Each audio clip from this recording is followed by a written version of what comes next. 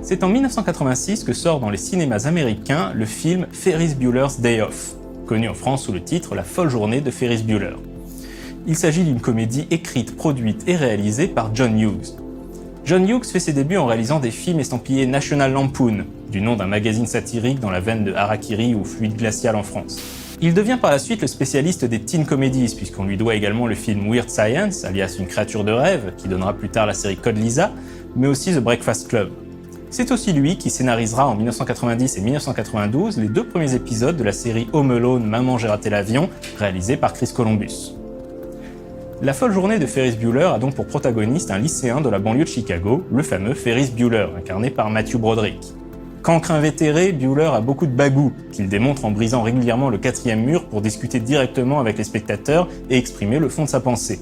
Un beau matin, Ferris décide de s'offrir un jour de congé. Il fait croire à ses parents qu'il est malade et doit rester à la maison, et en profite pour faire l'école buissonnière, entraînant avec lui son meilleur ami Cameron, incarné par Alan Ruck, qui est un peu coincé et vraiment malade, ainsi que Sloane, sa petite amie jouée par Mia Sara.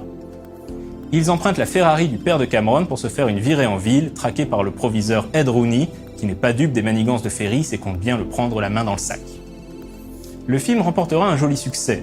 De nombreux journalistes de cinéma salueront son humour innocent et sa bonne humeur, et le qualifieront d'ode à la liberté, à l'imagination et à la jeunesse. D'autres seront plus critiques vis-à-vis de la philosophie de Ferris, qui ferait selon eux l'apologie d'une sorte d'hédonisme irresponsable ne recherchant qu'un plaisir immédiat et sans contrainte.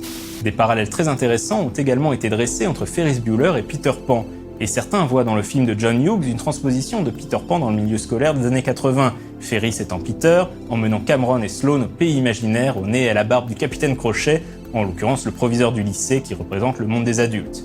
Une lecture du film que je trouve assez pertinente. Ce qui est sûr, c'est que La folle journée de Ferris Bueller deviendra un film culte et inspirera de nombreux pastiches, par exemple récemment la scène de fin de Deadpool. La série télé Parker Lewis ne perd jamais, démarrée en 1990 sur la chaîne Fox, doit énormément à Ferris Bueller et en reprend de nombreux aspects et codes narratifs. Ce que vous ne savez peut-être pas, c'est que la chaîne NBC lancera également une série télé Ferris Bueller officielle, sans implication de John Hughes.